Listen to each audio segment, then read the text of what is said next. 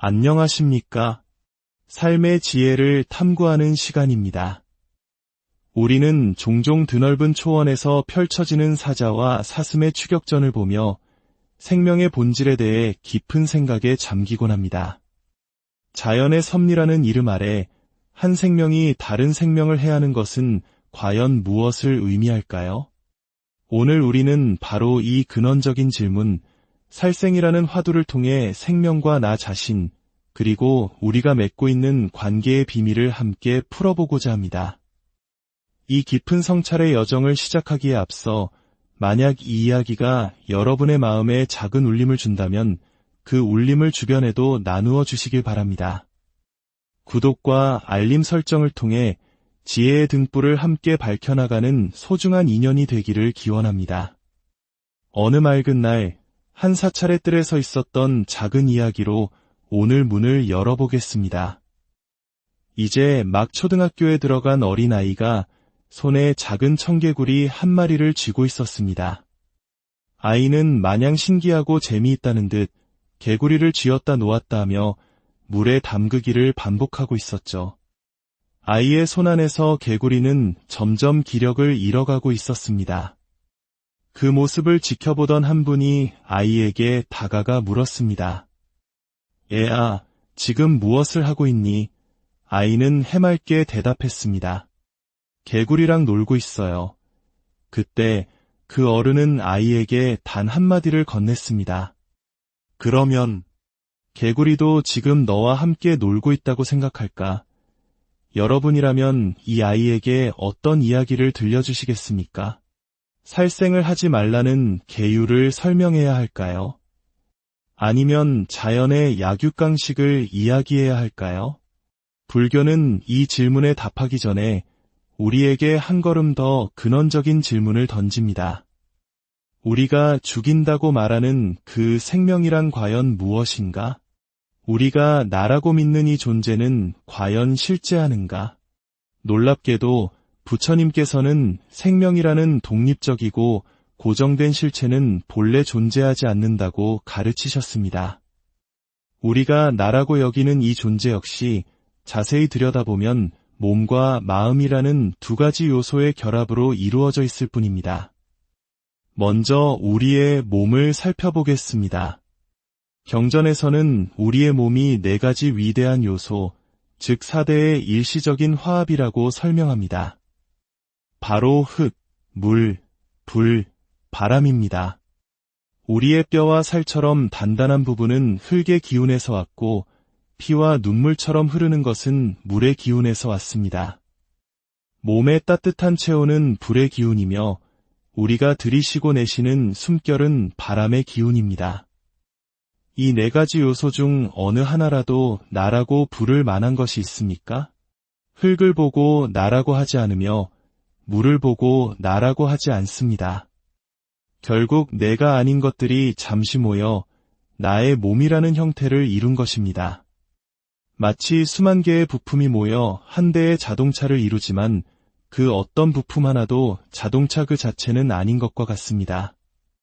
더욱 놀라운 사실은 이 네 가지 요소 어디에도 생명은 깃들어 있지 않다는 점입니다.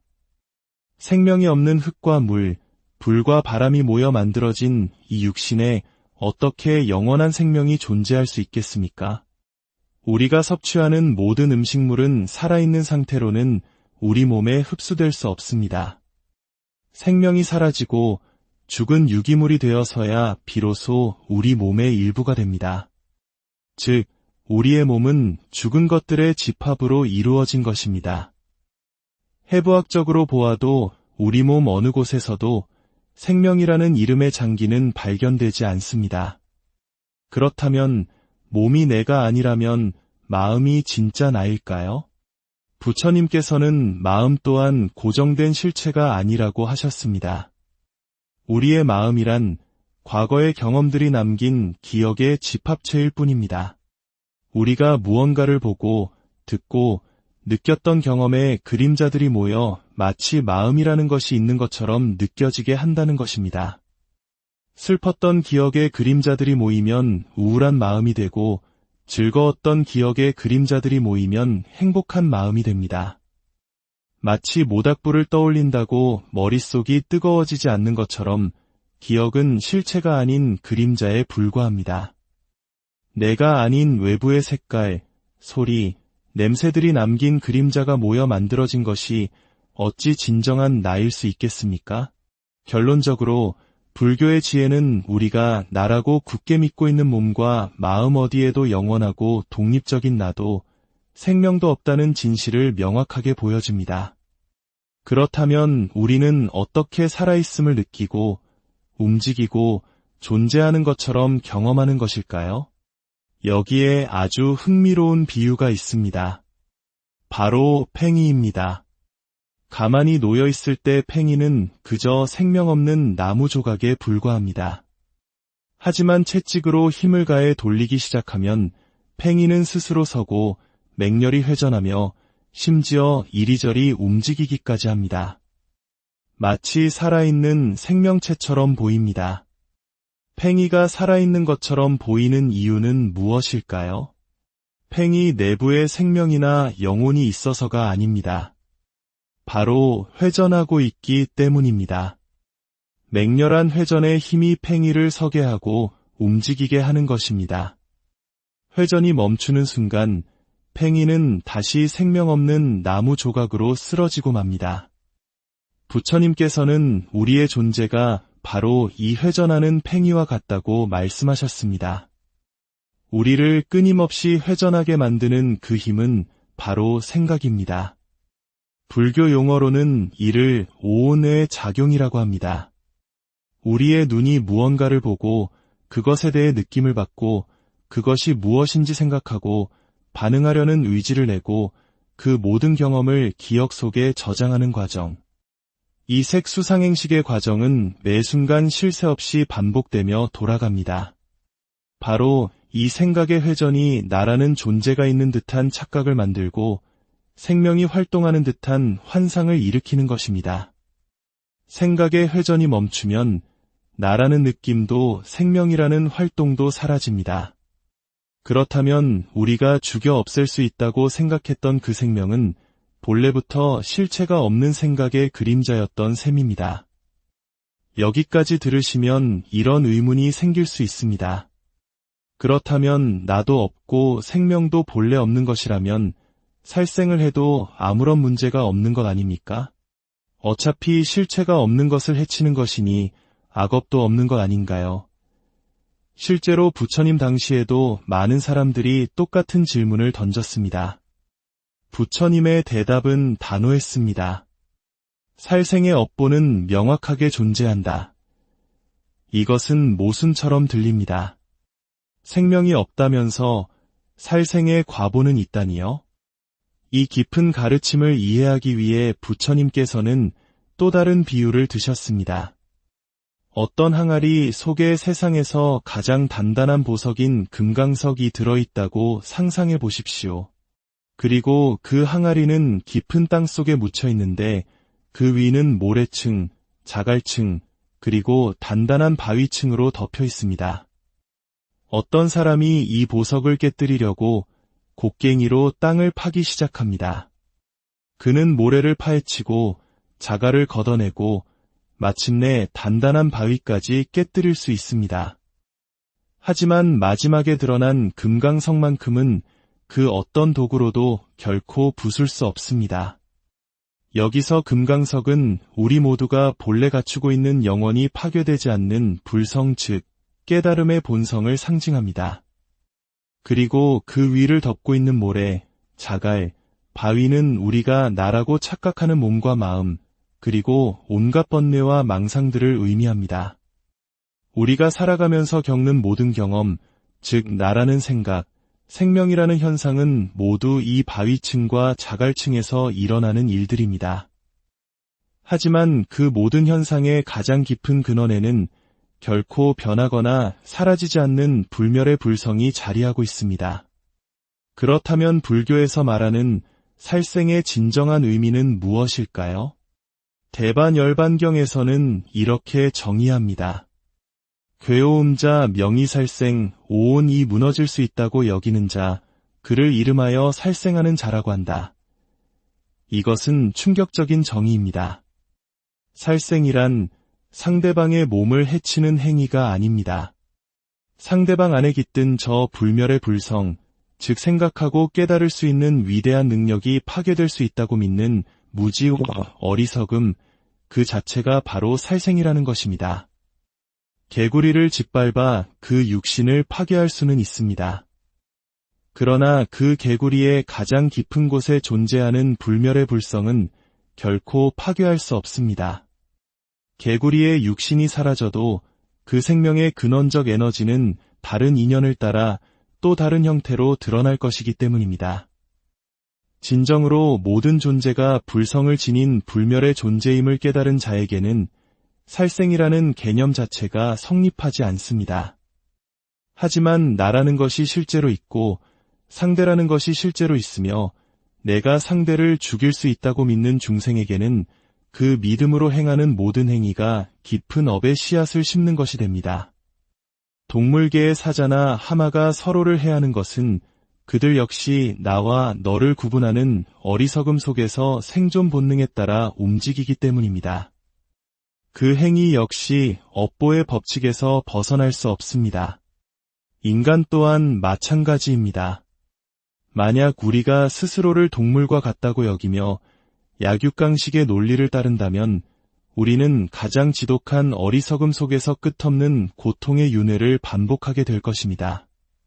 결국 불교에서 살생을 금하는 가장 큰 이유는 단순히 윤리적인 계율 때문이 아닙니다. 그것은 우리 자신을 고통스러운 착각과 환상으로부터 해방시키기 위한 가장 자비로운 가르침입니다. 다른 생명을 해치지 않음으로써 우리는 나와 남을 나누는 분별심을 쉬게 됩니다. 모든 존재가 나와 다르지 않은 존귀하고 불멸하는 불성을 지닌 존재임을 깨닫게 됩니다. 오늘 우리가 나눈 이야기가 여러분의 삶 속에서 만나는 모든 생명을 더욱 따뜻하고 깊은 시선으로 바라볼 수 있는 계기가 되기를 바랍니다. 아이의 손에 들린 작은 개구리 한 마리 속에서도 우리 자신과 똑같은 불멸의 빛을 발견하는 지혜로운 날들이 되시기를 진심으로 기원합니다.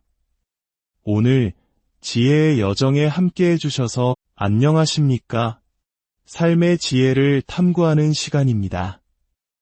우리는 종종 드넓은 초원에서 펼쳐지는 사자와 사슴의 추격전을 보며 생명의 본질에 대해 깊은 생각에 잠기곤 합니다. 자연의 섭리라는 이름 아래 한 생명이 다른 생명을 해하는 것은 과연 무엇을 의미할까요? 오늘 우리는 바로 이 근원적인 질문, 살생이라는 화두를 통해 생명과 나 자신, 그리고 우리가 맺고 있는 관계의 비밀을 함께 풀어보고자 합니다. 이 깊은 성찰의 여정을 시작하기에 앞서 만약 이 이야기가 여러분의 마음에 작은 울림을 준다면 그 울림을 주변에도 나누어 주시길 바랍니다. 구독과 알림 설정을 통해 지혜의 등불을 함께 밝혀나가는 소중한 인연이 되기를 기원합니다. 어느 맑은 날, 한 사찰의 뜰에 서 있었던 작은 이야기로 오늘 문을 열어보겠습니다. 이제 막 초등학교에 들어간 어린아이가 손에 작은 청개구리 한 마리를 쥐고 있었습니다. 아이는 마냥 신기하고 재미있다는 듯 개구리를 쥐었다 놓았다 하며 물에 담그기를 반복하고 있었죠. 아이의 손 안에서 개구리는 점점 기력을 잃어가고 있었습니다. 그 모습을 지켜보던 한 분이 아이에게 다가가 물었습니다. 애아, 지금 무엇을 하고 있니? 아이는 해맑게 대답했습니다. 개구리랑 놀고 있어요. 그때 그 어른은 아이에게 단 한마디를 건넸습니다. 그러면 개구리도 지금 너와 함께 놀고 있다고 생각할까? 여러분이라면 이 아이에게 어떤 이야기를 들려주시겠습니까? 살생을 하지 말라는 계율을 설명해야 할까요? 아니면 자연의 약육강식을 이야기해야 할까요? 불교는 이 질문에 답하기 전에 우리에게 한 걸음 더 근원적인 질문을 던집니다. 우리가 죽인다고 말하는 그 생명이란 과연 무엇인가? 우리가 나라고 믿는 이 존재는 과연 실제하는가? 놀랍게도 부처님께서는 생명이라는 독립적이고 고정된 실체는 본래 존재하지 않는다고 가르치셨습니다. 우리가 나라고 여기는 이 존재 역시 자세히 들여다보면 몸과 마음이라는 두 가지 요소의 결합으로 이루어져 있을 뿐입니다. 먼저 우리의 몸을 살펴보겠습니다. 경전에서는 우리의 몸이 네 가지 위대한 요소, 즉 4대의 일시적인 화합이라고 설명합니다. 바로 흙, 물, 불, 바람입니다. 우리의 뼈와 살처럼 단단한 부분은 흙의 기운에서 왔고 피와 눈물처럼 흐르는 것은 물의 기운에서 왔습니다. 몸의 따뜻한 체온은 불의 기운이며 우리가 들이쉬고 내쉬는 숨결은 바람의 기운입니다. 이 네 가지 요소 중 어느 하나라도 나라고 부를 만한 것이 있습니까? 흙을 보고 나라고 하지 않으며 물을 보고 나라고 하지 않습니다. 결국 내가 아닌 것들이 잠시 모여 나의 몸이라는 형태를 이룬 것입니다. 마치 수만 개의 부품이 모여 한 대의 자동차를 이루지만 그 어떤 부품 하나도 자동차 그 자체는 아닌 것과 같습니다. 더욱 놀라운 사실은 이 네 가지 요소 어디에도 생명은 깃들어 있지 않다는 점입니다. 생명이 없는 흙과 물, 불과 바람이 모여 만들어진 이 육신에 어떻게 영원한 생명이 존재할 수 있겠습니까? 우리가 섭취하는 모든 음식물은 살아있는 상태로는 우리 몸에 흡수될 수 없습니다. 생명이 사라지고 죽은 유기물이 되어서야 비로소 우리 몸의 일부가 됩니다. 즉, 우리의 몸은 죽은 것들의 집합으로 이루어진 것입니다. 해부학적으로 보아도 우리 몸 어느 곳에서도 생명이라는 이름의 장기는 발견되지 않습니다. 그렇다면 몸이 내가 아니라면 마음이 진짜 나일까요? 부처님께서는 마음 또한 고정된 실체가 아니라고 하셨습니다. 우리의 마음이란 과거의 경험들이 남긴 기억의 집합체일 뿐입니다. 우리가 무언가를 보고 듣고 느꼈던 경험의 그림자들이 모여 마치 마음이라는 것이 있는 것처럼 느껴지게 한다는 것입니다. 슬펐던 기억의 그림자들이 모이면 우울한 마음이 되고 즐거웠던 기억의 그림자들이 모이면 행복한 마음이 됩니다. 마치 모닥불을 떠올린다고 머릿속이 뜨거워지지 않는 것처럼 기억은 실체가 아닌 그림자에 불과합니다. 내가 아닌 외부의 색깔, 소리, 냄새들이 남긴 그림자가 모여 만들어진 것이 어찌 진정한 나일 수 있겠습니까? 결론적으로 불교의 지혜는 우리가 나라고 굳게 믿고 있는 몸과 마음 어디에도 영원하고 독립적인 나도 생명도 없다는 진실을 명확하게 보여줍니다. 그렇다면 우리는 어떻게 살아있음을 느끼고 움직이고 존재하는 것처럼 경험하는 것일까요? 여기에 아주 흥미로운 비유가 있습니다. 바로 팽이입니다. 가만히 놓여있을 때 팽이는 그저 생명 없는 나무 조각에 불과합니다. 하지만 채찍으로 힘을 가해 돌리기 시작하면 팽이는 스스로 서고 맹렬히 회전하며 심지어 이리저리 움직이기까지 합니다. 마치 살아있는 생명체처럼 보입니다. 팽이가 살아있는 것처럼 보이는 이유는 무엇일까요? 팽이 내부에 생명이나 영혼이 있어서가 아닙니다. 바로 회전하고 있기 때문입니다. 맹렬한 회전의 힘이 팽이를 서게 하고 움직이게 하는 것입니다. 회전이 멈추는 순간 팽이는 다시 생명 없는 나무 조각으로 쓰러지고 맙니다. 부처님께서는 우리의 존재가 바로 이 회전하는 팽이와 같다고 말씀하셨습니다. 우리를 끊임없이 회전하게 만드는 그 힘은 바로 생각입니다. 불교 용어로는 이를 오온의 작용이라고 합니다. 우리의 눈이 무언가를 보고 그것에 대해 느낌을 받고 그것이 무엇인지 생각하고 반응하려는 의지를 내고 그 모든 경험을 기억 속에 저장하는 과정. 이 색수상행식의 과정은 매 순간 쉴 새 없이 반복되며 돌아갑니다. 바로 이 생각의 회전이 나라는 존재가 있는 듯한 착각을 만들고 생명이 활동하는 듯한 환상을 일으키는 것입니다. 생각의 회전이 멈추면 나라는 느낌도 생명이라는 활동도 사라집니다. 그렇다면 우리가 죽여 없앨 수 있다고 생각했던 그 생명은 본래부터 실체가 없는 생각의 그림자였던 셈입니다. 여기까지 들으시면 이런 의문이 생길 수 있습니다. 그렇다면 나도 없고 생명도 본래 없는 것이라면 살생을 해도 아무런 문제가 없는 것 아닙니까? 어차피 실체가 없는 것을 해치는 것이니 악업도 없는 것 아닌가요? 실제로 부처님 당시에도 많은 사람들이 똑같은 질문을 던졌습니다. 부처님의 대답은 단호했습니다. 살생의 업보는 명확하게 존재한다. 이것은 모순처럼 들립니다. 생명이 없다면서 살생의 과보는 있다니요? 이 깊은 가르침을 이해하기 위해 부처님께서는 또 다른 비유를 드셨습니다. 어떤 항아리 속에 세상에서 가장 단단한 보석인 금강석이 들어있다고 상상해 보십시오. 그리고 그 항아리는 깊은 땅 속에 묻혀 있는데 그 위는 모래층, 자갈층, 그리고 단단한 바위층으로 덮여 있습니다. 어떤 사람이 이 보석을 깨뜨리려고 곡괭이로 땅을 파기 시작합니다. 그는 모래를 파헤치고 자갈을 걷어내고 마침내 단단한 바위까지 깨뜨릴 수 있습니다. 하지만 마지막에 드러난 금강석만큼은 그 어떤 도구로도 결코 부술 수 없습니다. 여기서 금강석은 우리 모두가 본래 갖추고 있는 영원히 파괴되지 않는 불성 즉 깨달음의 본성을 상징합니다. 그리고 그 위를 덮고 있는 모래, 자갈, 바위는 우리가 나라고 착각하는 몸과 마음, 그리고 온갖 번뇌와 망상들을 의미합니다. 우리가 살아가면서 겪는 모든 경험, 즉 나라는 생각, 생명이라는 현상은 모두 이 바위층과 자갈층에서 일어나는 일들입니다. 하지만 그 모든 현상의 가장 깊은 근원에는 결코 변하거나 사라지지 않는 불멸의 불성이 자리하고 있습니다.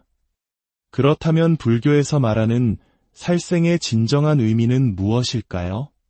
대반열반경에서는 이렇게 정의합니다. 괴오음 자 명의살생 오온이 무너질 수 있다고 여기는 자 그를 이름하여 살생하는 자라고 한다. 이것은 충격적인 정의입니다. 살생이란 상대방의 몸을 해치는 행위가 아닙니다. 상대방 안에 깃든 저 불멸의 불성, 즉 생각하고 깨달을 수 있는 위대한 능력이 파괴될 수 있다고 믿는 무지와 어리석음, 그 자체가 바로 살생이라는 것입니다. 개구리를 짓밟아 그 육신을 파괴할 수는 있습니다. 그러나 그 개구리의 가장 깊은 곳에 존재하는 불멸의 불성은 결코 파괴할 수 없습니다. 개구리의 육신이 사라져도 그 생명의 근원적 에너지는 다른 인연을 따라 또 다른 형태로 드러날 것이기 때문입니다.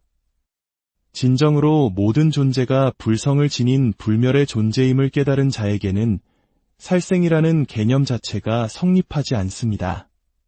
하지만 나라는 것이 실제로 있고 상대라는 것이 실제로 있으며 내가 상대를 죽일 수 있다고 믿는 중생에게는 그 믿음으로 행하는 모든 행위가 깊은 업의 씨앗을 심는 것이 됩니다. 동물계의 사자나 하마가 서로를 해하는 것은 그들 역시 나와 너를 구분하는 어리석음 속에서 생존 본능에 따라 움직이기 때문입니다. 그 행위 역시 업보의 법칙에서 벗어날 수 없습니다. 인간 또한 마찬가지입니다. 만약 우리가 스스로를 동물과 같다고 여기며 약육강식의 논리를 따른다면 우리는 가장 지독한 어리석음 속에서 끝없는 고통의 윤회를 반복하게 될 것입니다. 결국 불교에서 살생을 금하는 가장 큰 이유는 단순히 윤리적인 계율 때문이 아닙니다. 그것은 우리 자신을 고통스러운 착각과 환상으로부터 해방시키기 위한 가장 자비로운 가르침입니다. 다른 생명을 해치지 않음으로써 우리는 나와 남을 나누는 분별심을 쉬게 됩니다. 모든 존재가 나와 다르지 않은 존귀하고 불멸하는 불성을 지닌 존재임을 깨닫게 됩니다. 오늘 우리가 나눈 이야기가 여러분의 삶 속에서 만나는 모든 생명을 더욱 따뜻하고 깊은 시선으로 바라볼 수 있는 계기가 되기를 바랍니다. 아이의 손에 들린 작은 개구리 한 마리 속에서도 우리 자신과 똑같은 불멸의 빛을 발견하는 지혜로운 날들이 되시기를 진심으로 기원합니다. 오늘 지혜의 여정에 함께해 주셔서 안녕하십니까? 삶의 지혜를 탐구하는 시간입니다. 우리는 종종 드넓은 초원에서 펼쳐지는 사자와 사슴의 추격전을 보며 생명의 본질에 대해 깊은 생각에 잠기곤 합니다. 자연의 섭리라는 이름 아래 한 생명이 다른 생명을 해하는 것은 과연 무엇을 의미할까요? 오늘 우리는 바로 이 근원적인 질문, 살생이라는 화두를 통해 생명과 나 자신, 그리고 우리가 맺고 있는 관계의 비밀을 함께 풀어보고자 합니다. 이 깊은 성찰의 여정을 시작하기에 앞서 만약 이 이야기가 여러분의 마음에 작은 울림을 준다면 그 울림을 주변에도 나누어 주시길 바랍니다. 구독과 알림 설정을 통해 지혜의 등불을 함께 밝혀나가는 소중한 인연이 되기를 기원합니다. 어느 맑은 날, 한 사찰의 뜰에 서 있었던 작은 이야기로 오늘 문을 열어보겠습니다. 이제 막 초등학교에 들어간 어린아이가 손에 작은 청개구리 한 마리를 쥐고 있었습니다.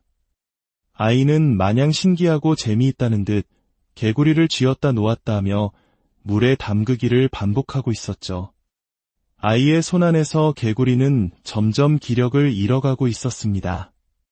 그 모습을 지켜보던 한 분이 아이에게 다가가 물었습니다. 애아, 지금 무엇을 하고 있니? 아이는 해맑게 대답했습니다. 개구리랑 놀고 있어요.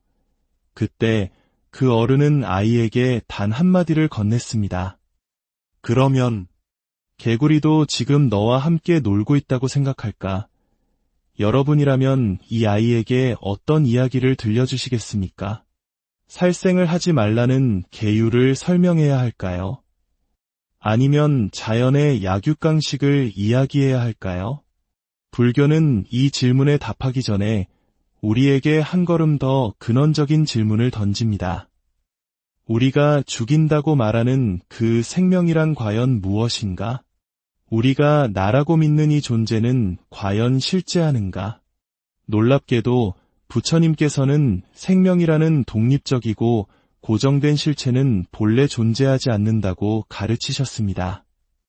우리가 나라고 여기는 이 존재 역시 자세히 들여다보면 몸과 마음이라는 두 가지 요소의 결합으로 이루어져 있을 뿐입니다. 먼저 우리의 몸을 살펴보겠습니다. 경전에서는 우리의 몸이 네 가지 위대한 요소, 즉 4대의 일시적인 화합이라고 설명합니다. 바로 흙, 물, 불, 바람입니다. 우리의 뼈와 살처럼 단단한 부분은 흙의 기운에서 왔고 피와 눈물처럼 흐르는 것은 물의 기운에서 왔습니다. 몸의 따뜻한 체온은 불의 기운이며 우리가 들이쉬고 내쉬는 숨결은 바람의 기운입니다. 이 네 가지 요소 중 어느 하나라도 나라고 부를 만한 것이 있습니까? 흙을 보고 나라고 하지 않으며 물을 보고 나라고 하지 않습니다. 결국 내가 아닌 것들이 잠시 모여 나의 몸이라는 형태를 이룬 것입니다. 마치 수만 개의 부품이 모여 한 대의 자동차를 이루지만 그 어떤 부품 하나도 자동차 그 자체는 아닌 것과 같습니다. 더욱 놀라운 사실은 이 네 가지 요소 어디에도 생명은 깃들어 있지 않다는 점입니다. 생명이 없는 흙과 물, 불과 바람이 모여 만들어진 이 육신에 어떻게 영원한 생명이 존재할 수 있겠습니까? 우리가 섭취하는 모든 음식물은 살아있는 상태로는 우리 몸에 흡수될 수 없습니다. 생명이 사라지고 죽은 유기물이 되어서야 비로소 우리 몸의 일부가 됩니다. 즉, 우리의 몸은 죽은 것들의 집합으로 이루어진 것입니다. 해부학적으로 보아도 우리 몸 어느 곳에서도 생명이라는 이름의 장기는 발견되지 않습니다. 그렇다면 몸이 내가 아니라면 마음이 진짜 나일까요? 부처님께서는 마음 또한 고정된 실체가 아니라고 하셨습니다. 우리의 마음이란 과거의 경험들이 남긴 기억의 집합체일 뿐입니다. 우리가 무언가를 보고, 듣고, 느꼈던 경험의 그림자들이 모여 마치 마음이라는 것이 있는 것처럼 느껴지게 한다는 것입니다.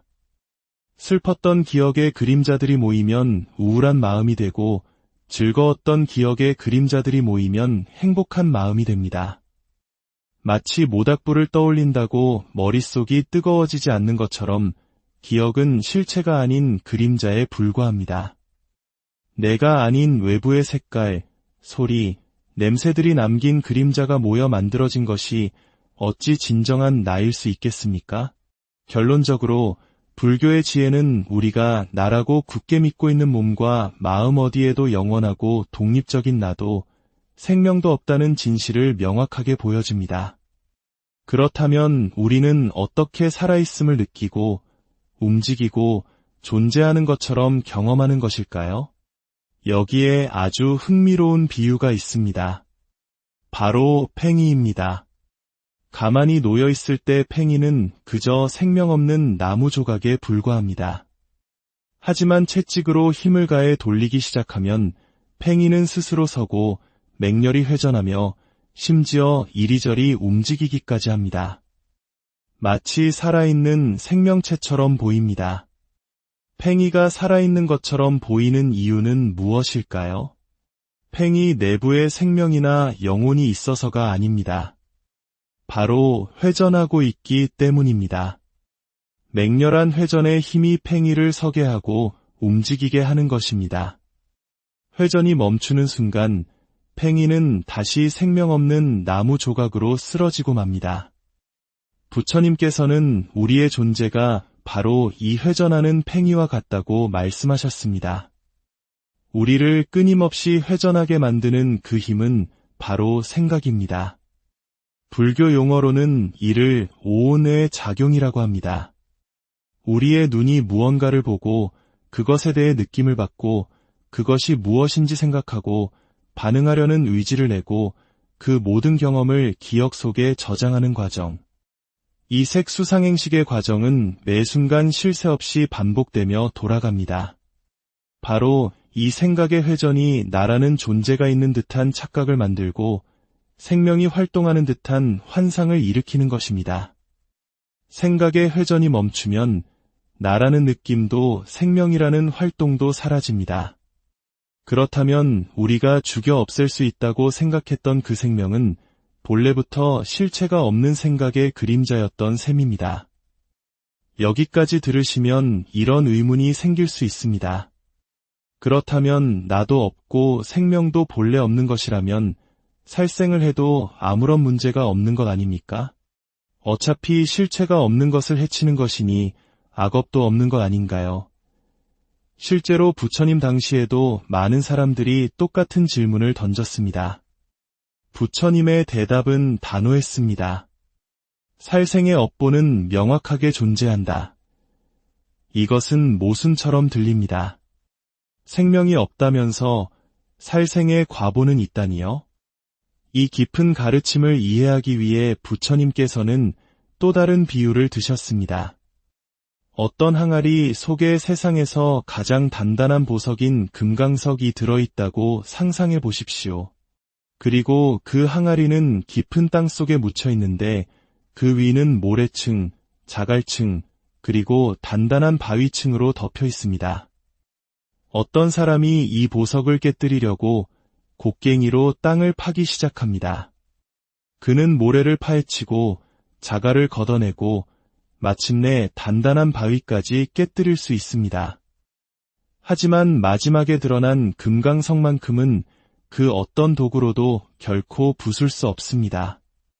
여기서 금강석은 우리 모두가 본래 갖추고 있는 영원히 파괴되지 않는 불성 즉 깨달음의 본성을 상징합니다. 그리고 그 위를 덮고 있는 모래, 자갈, 바위는 우리가 나라고 착각하는 몸과 마음, 그리고 온갖 번뇌와 망상들을 의미합니다. 우리가 살아가면서 겪는 모든 경험, 즉 나라는 생각, 생명이라는 현상은 모두 이 바위층과 자갈층에서 일어나는 일들입니다. 하지만 그 모든 현상의 가장 깊은 근원에는 결코 변하거나 사라지지 않는 불멸의 불성이 자리하고 있습니다. 그렇다면 불교에서 말하는 살생의 진정한 의미는 무엇일까요? 대반열반경에서는 이렇게 정의합니다. 괴오음자 명의살생 오온이 무너질 수 있다고 여기는 자, 그를 이름하여 살생하는 자라고 한다. 이것은 충격적인 정의입니다. 살생이란 상대방의 몸을 해치는 행위가 아닙니다.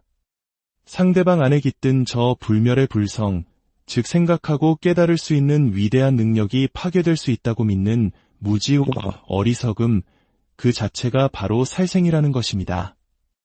개구리를 짓밟아 그 육신을 파괴할 수는 있습니다. 그러나 그 개구리의 가장 깊은 곳에 존재하는 불멸의 불성은 결코 파괴할 수 없습니다. 개구리의 육신이 사라져도 그 생명의 근원적 에너지는 다른 인연을 따라 또 다른 형태로 드러날 것이기 때문입니다. 진정으로 모든 존재가 불성을 지닌 불멸의 존재임을 깨달은 자에게는 살생이라는 개념 자체가 성립하지 않습니다. 하지만 나라는 것이 실제로 있고 상대라는 것이 실제로 있으며 내가 상대를 죽일 수 있다고 믿는 중생에게는 그 믿음으로 행하는 모든 행위가 깊은 업의 씨앗을 심는 것이 됩니다. 동물계의 사자나 하마가 서로를 해하는 것은 그들 역시 나와 너를 구분하는 어리석음 속에서 생존 본능에 따라 움직이기 때문입니다. 그 행위 역시 업보의 법칙에서 벗어날 수 없습니다. 인간 또한 마찬가지입니다. 만약 우리가 스스로를 동물과 같다고 여기며 약육강식의 논리를 따른다면 우리는 가장 지독한 어리석음 속에서 끝없는 고통의 윤회를 반복하게 될 것입니다. 결국 불교에서 살생을 금하는 가장 큰 이유는 단순히 윤리적인 계율 때문이 아닙니다. 그것은 우리 자신을 고통스러운 착각과 환상으로부터 해방시키기 위한 가장 자비로운 가르침입니다. 다른 생명을 해치지 않음으로써 우리는 나와 남을 나누는 분별심을 쉬게 됩니다. 모든 존재가 나와 다르지 않은 존귀하고 불멸하는 불성을 지닌 존재임을 깨닫게 됩니다. 오늘 우리가 나눈 이야기가 여러분의 삶 속에서 만나는 모든 생명을 더욱 따뜻하고 깊은 시선으로 바라볼 수 있는 계기가 되기를 바랍니다. 아이의 손에 들린 작은 개구리 한 마리 속에서도 우리 자신과 똑같은 불멸의 빛을 발견하는 지혜로운 날들이 되시기를 진심으로 기원합니다. 오늘 지혜의 여정에 함께해 주셔서 안녕하십니까? 삶의 지혜를 탐구하는 시간입니다. 우리는 종종 드넓은 초원에서 펼쳐지는 사자와 사슴의 추격전을 보며 생명의 본질에 대해 깊은 생각에 잠기곤 합니다. 자연의 섭리라는 이름 아래 한 생명이 다른 생명을 해하는 것은 과연 무엇을 의미할까요? 오늘 우리는 바로 이 근원적인 질문, 살생이라는 화두를 통해 생명과 나 자신, 그리고 우리가 맺고 있는 관계의 비밀을 함께 풀어보고자 합니다. 이 깊은 성찰의 여정을 시작하기에 앞서 만약 이 이야기가 여러분의 마음에 작은 울림을 준다면 그 울림을 주변에도 나누어 주시길 바랍니다. 구독과 알림 설정을 통해 지혜의 등불을 함께 밝혀나가는 소중한 인연이 되기를 기원합니다. 어느 맑은 날, 한 사찰의 뜰에 서 있었던 작은 이야기로 오늘 문을 열어보겠습니다. 이제 막 초등학교에 들어간 어린아이가 손에 작은 청개구리 한 마리를 쥐고 있었습니다. 아이는 마냥 신기하고 재미있다는 듯 개구리를 쥐었다 놓았다 하며 물에 담그기를 반복하고 있었죠. 아이의 손 안에서 개구리는 점점 기력을 잃어가고 있었습니다. 그 모습을 지켜보던 한 분이 아이에게 다가가 물었습니다.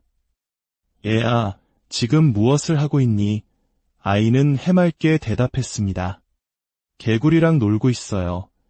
그때 그 어른은 아이에게 단 한마디를 건넸습니다. 그러면 개구리도 지금 너와 함께 놀고 있다고 생각할까? 여러분이라면 이 아이에게 어떤 이야기를 들려주시겠습니까? 살생을 하지 말라는 계율을 설명해야 할까요? 아니면 자연의 약육강식을 이야기해야 할까요? 불교는 이 질문에 답하기 전에 우리에게 한 걸음 더 근원적인 질문을 던집니다. 우리가 죽인다고 말하는 그 생명이란 과연 무엇인가? 우리가 나라고 믿는 이 존재는 과연 실제하는가? 놀랍게도 부처님께서는 생명이라는 독립적이고 고정된 실체는 본래 존재하지 않는다고 가르치셨습니다. 우리가 나라고 여기는 이 존재 역시 자세히 들여다보면 몸과 마음이라는 두 가지 요소의 결합으로 이루어져 있을 뿐입니다. 먼저 우리의 몸을 살펴보겠습니다. 경전에서는 우리의 몸이 네 가지 위대한 요소, 즉 4대의 일시적인 화합이라고 설명합니다. 바로 흙, 물, 불, 바람입니다. 우리의 뼈와 살처럼 단단한 부분은 흙의 기운에서 왔고 피와 눈물처럼 흐르는 것은 물의 기운에서 왔습니다. 몸의 따뜻한 체온은 불의 기운이며 우리가 들이쉬고 내쉬는 숨결은 바람의 기운입니다. 이 네 가지 요소 중 어느 하나라도 나라고 부를 만한 것이 있습니까? 흙을 보고 나라고 하지 않으며 물을 보고 나라고 하지 않습니다. 결국 내가 아닌 것들이 잠시 모여 나의 몸이라는 형태를 이룬 것입니다. 마치 수만 개의 부품이 모여 한 대의 자동차를 이루지만 그 어떤 부품 하나도 자동차 그 자체는 아닌 것과 같습니다. 더욱 놀라운 사실은 이 네 가지 요소 어디에도 생명은 깃들어 있지 않다는 점입니다. 생명이 없는 흙과 물, 불과 바람이 모여 만들어진 이 육신에 어떻게 영원한 생명이 존재할 수 있겠습니까? 우리가 섭취하는 모든 음식물은 살아있는 상태로는 우리 몸에 흡수될 수 없습니다. 생명이 사라지고 죽은 유기물이 되어서야 비로소 우리 몸의 일부가 됩니다. 즉, 우리의 몸은 죽은 것들의 집합으로 이루어진 것입니다. 해부학적으로 보아도 우리 몸 어느 곳에서도 생명이라는 이름의 장기는 발견되지 않습니다. 그렇다면 몸이 내가 아니라면 마음이 진짜 나일까요? 부처님께서는 마음 또한 고정된 실체가 아니라고 하셨습니다. 우리의 마음이란 과거의 경험들이 남긴 기억의 집합체일 뿐입니다. 우리가 무언가를 보고 듣고 느꼈던 경험의 그림자들이 모여 마치 마음이라는 것이 있는 것처럼 느껴지게 한다는 것입니다. 슬펐던 기억의 그림자들이 모이면 우울한 마음이 되고 즐거웠던 기억의 그림자들이 모이면 행복한 마음이 됩니다. 마치 모닥불을 떠올린다고 머릿속이 뜨거워지지 않는 것처럼 기억은 실체가 아닌 그림자에 불과합니다. 내가 아닌 외부의 색깔, 소리, 냄새들이 남긴 그림자가 모여 만들어진 것이 어찌 진정한 나일 수 있겠습니까? 결론적으로 불교의 지혜는 우리가 나라고 굳게 믿고 있는 몸과 마음 어디에도 영원하고 독립적인 나도 생명도 없다는 진실을 명확하게 보여줍니다. 그렇다면 우리는 어떻게 살아있음을 느끼고 움직이고 존재하는 것처럼 경험하는 것일까요? 여기에 아주 흥미로운 비유가 있습니다. 바로 팽이입니다. 가만히 놓여있을 때 팽이는 그저 생명 없는 나무 조각에 불과합니다. 하지만 채찍으로 힘을 가해 돌리기 시작하면 팽이는 스스로 서고 맹렬히 회전하며 심지어 이리저리 움직이기까지 합니다. 마치 살아있는 생명체처럼 보입니다. 팽이가 살아있는 것처럼 보이는 이유는 무엇일까요?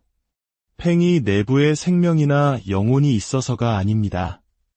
바로 회전하고 있기 때문입니다. 맹렬한 회전의 힘이 팽이를 서게 하고 움직이게 하는 것입니다.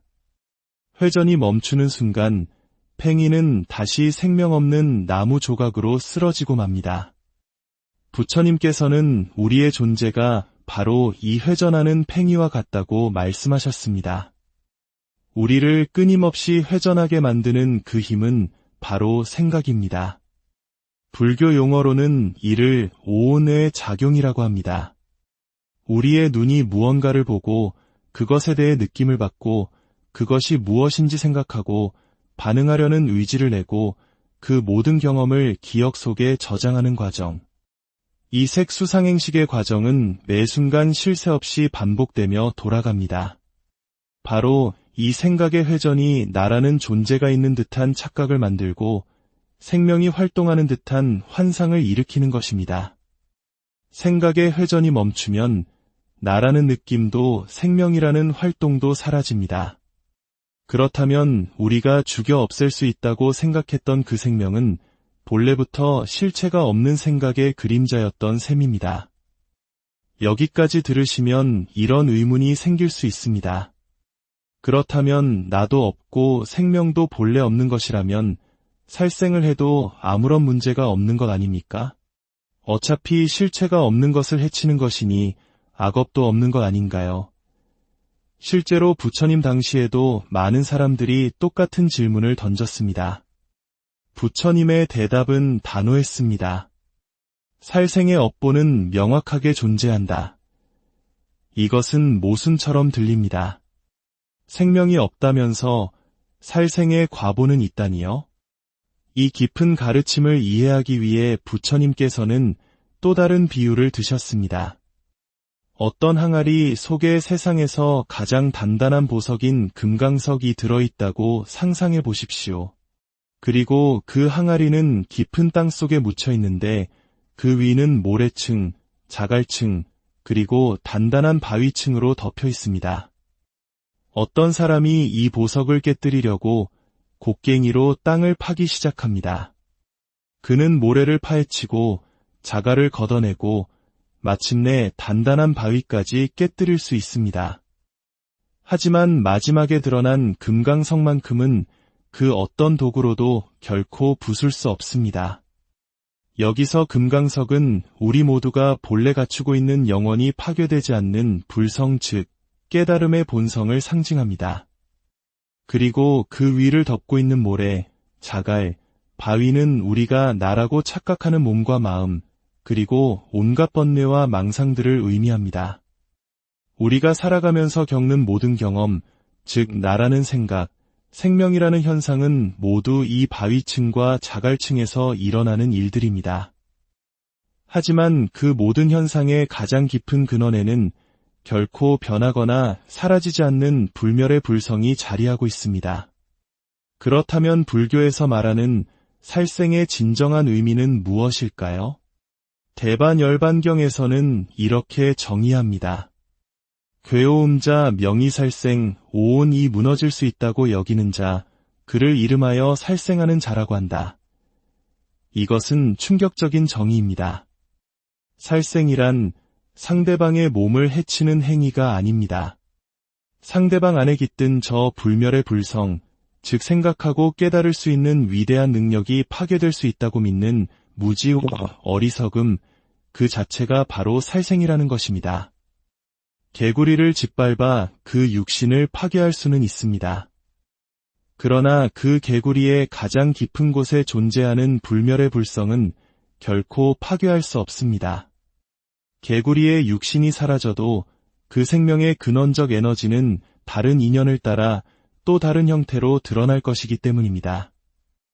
진정으로 모든 존재가 불성을 지닌 불멸의 존재임을 깨달은 자에게는 살생이라는 개념 자체가 성립하지 않습니다. 하지만 나라는 것이 실제로 있고 상대라는 것이 실제로 있으며 내가 상대를 죽일 수 있다고 믿는 중생에게는 그 믿음으로 행하는 모든 행위가 깊은 업의 씨앗을 심는 것이 됩니다. 동물계의 사자나 하마가 서로를 해하는 것은 그들 역시 나와 너를 구분하는 어리석음 속에서 생존 본능에 따라 움직이기 때문입니다. 그 행위 역시 업보의 법칙에서 벗어날 수 없습니다. 인간 또한 마찬가지입니다. 만약 우리가 스스로를 동물과 같다고 여기며 약육강식의 논리를 따른다면 우리는 가장 지독한 어리석음 속에서 끝없는 고통의 윤회를 반복하게 될 것입니다. 결국 불교에서 살생을 금하는 가장 큰 이유는 단순히 윤리적인 계율 때문이 아닙니다.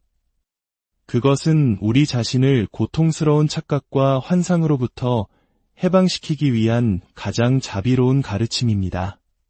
다른 생명을 해치지 않음으로써 우리는 나와 남을 나누는 분별심을 쉬게 됩니다. 모든 존재가 나와 다르지 않은 존귀하고 불멸하는 불성을 지닌 존재임을 깨닫게 됩니다. 오늘 우리가 나눈 이야기가 여러분의 삶 속에서 만나는 모든 생명을 더욱 따뜻하고 깊은 시선으로 바라볼 수 있는 계기가 되기를 바랍니다. 아이의 손에 들린 작은 개구리 한 마리 속에서도 우리 자신과 똑같은 불멸의 빛을 발견하는 지혜로운 날들이 되시기를 진심으로 기원합니다. 오늘 지혜의 여정에 함께해 주셔서 안녕하십니까? 삶의 지혜를 탐구하는 시간입니다. 우리는 종종 드넓은 초원에서 펼쳐지는 사자와 사슴의 추격전을 보며 생명의 본질에 대해 깊은 생각에 잠기곤 합니다. 자연의 섭리라는 이름 아래 한 생명이 다른 생명을 해하는 것은 과연 무엇을 의미할까요?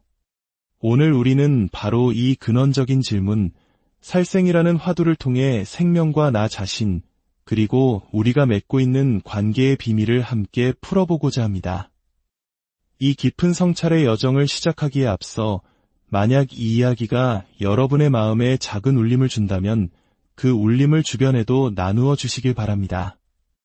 구독과 알림 설정을 통해 지혜의 등불을 함께 밝혀나가는 소중한 인연이 되기를 기원합니다. 어느 맑은 날, 한 사찰의 뜰에 서 있었던 작은 이야기로 오늘 문을 열어보겠습니다. 이제 막 초등학교에 들어간 어린아이가 손에 작은 청개구리 한 마리를 쥐고 있었습니다. 아이는 마냥 신기하고 재미있다는 듯 개구리를 쥐었다 놓았다 하며 물에 담그기를 반복하고 있었죠. 아이의 손 안에서 개구리는 점점 기력을 잃어가고 있었습니다. 그 모습을 지켜보던 한 분이 아이에게 다가가 물었습니다. 애아, 지금 무엇을 하고 있니? 아이는 해맑게 대답했습니다. 개구리랑 놀고 있어요. 그때 그 어른은 아이에게 단 한마디를 건넸습니다. 그러면 개구리도 지금 너와 함께 놀고 있다고 생각할까? 여러분이라면 이 아이에게 어떤 이야기를 들려주시겠습니까? 살생을 하지 말라는 계율을 설명해야 할까요? 아니면 자연의 약육강식을 이야기해야 할까요? 불교는 이 질문에 답하기 전에 우리에게 한 걸음 더 근원적인 질문을 던집니다. 우리가 죽인다고 말하는 그 생명이란 과연 무엇인가? 우리가 나라고 믿는 이 존재는 과연 실제하는가? 놀랍게도 부처님께서는 생명이라는 독립적이고 고정된 실체는 본래 존재하지 않는다고 가르치셨습니다. 우리가 나라고 여기는 이 존재 역시 자세히 들여다보면 몸과 마음이라는 두 가지 요소의 결합으로 이루어져 있을 뿐입니다. 먼저 우리의 몸을 살펴보겠습니다. 경전에서는 우리의 몸이 네 가지 위대한 요소, 즉 4대의 일시적인 화합이라고 설명합니다. 바로 흙, 물, 불, 바람입니다. 우리의 뼈와 살처럼 단단한 부분은 흙의 기운에서 왔고 피와 눈물처럼 흐르는 것은 물의 기운에서 왔습니다. 몸의 따뜻한 체온은 불의 기운이며 우리가 들이쉬고 내쉬는 숨결은 바람의 기운입니다. 이 네 가지 요소 중 어느 하나라도 나라고 부를 만한 것이 있습니까? 흙을 보고 나라고 하지 않으며 물을 보고 나라고 하지 않습니다. 결국 내가 아닌 것들이 잠시 모여 나의 몸이라는 형태를 이룬 것입니다. 마치 수만 개의 부품이 모여 한 대의 자동차를 이루지만 그 어떤 부품 하나도 자동차 그 자체는 아닌 것과 같습니다. 더욱 놀라운 사실은 이 네 가지 요소 어디에도 생명은 깃들어 있지 않다는 점입니다.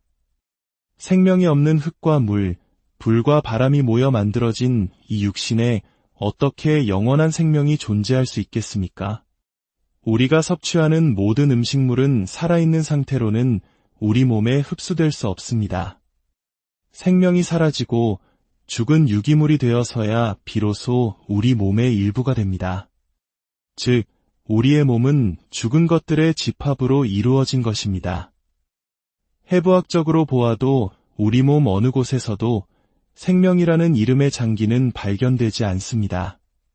그렇다면 몸이 내가 아니라면 마음이 진짜 나일까요? 부처님께서는 마음 또한 고정된 실체가 아니라고 하셨습니다. 우리의 마음이란 과거의 경험들이 남긴 기억의 집합체일 뿐입니다. 우리가 무언가를 보고, 듣고, 느꼈던 경험의 그림자들이 모여 마치 마음이라는 것이 있는 것처럼 느껴지게 한다는 것입니다. 슬펐던 기억의 그림자들이 모이면 우울한 마음이 되고, 즐거웠던 기억의 그림자들이 모이면 행복한 마음이 됩니다. 마치 모닥불을 떠올린다고 머릿속이 뜨거워지지 않는 것처럼 기억은 실체가 아닌 그림자에 불과합니다. 내가 아닌 외부의 색깔, 소리, 냄새들이 남긴 그림자가 모여 만들어진 것이 어찌 진정한 나일 수 있겠습니까? 결론적으로 불교의 지혜는 우리가 나라고 굳게 믿고 있는 몸과 마음 어디에도 영원하고 독립적인 나도, 생명도 없다는 진실을 명확하게 보여줍니다. 그렇다면 우리는 어떻게 살아있음을 느끼고, 움직이고, 존재하는 것처럼 경험하는 것일까요? 여기에 아주 흥미로운 비유가 있습니다. 바로 팽이입니다. 가만히 놓여있을 때 팽이는 그저 생명 없는 나무 조각에 불과합니다. 하지만 채찍으로 힘을 가해 돌리기 시작하면 팽이는 스스로 서고 맹렬히 회전하며 심지어 이리저리 움직이기까지 합니다. 마치 살아있는 생명체처럼 보입니다. 팽이가 살아있는 것처럼 보이는 이유는 무엇일까요? 팽이 내부에 생명이나 영혼이 있어서가 아닙니다. 바로 회전하고 있기 때문입니다. 맹렬한 회전의 힘이 팽이를 서게 하고 움직이게 하는 것입니다. 회전이 멈추는 순간 팽이는 다시 생명 없는 나무 조각으로 쓰러지고 맙니다. 부처님께서는 우리의 존재가 바로 이 회전하는 팽이와 같다고 말씀하셨습니다. 우리를 끊임없이 회전하게 만드는 그 힘은 바로 생각입니다. 불교 용어로는 이를 오온의 작용이라고 합니다. 우리의 눈이 무언가를 보고 그것에 대해 느낌을 받고 그것이 무엇인지 생각하고 반응하려는 의지를 내고 그 모든 경험을 기억 속에 저장하는 과정. 이 색수상행식의 과정은 매 순간 쉴 새 없이 반복되며 돌아갑니다.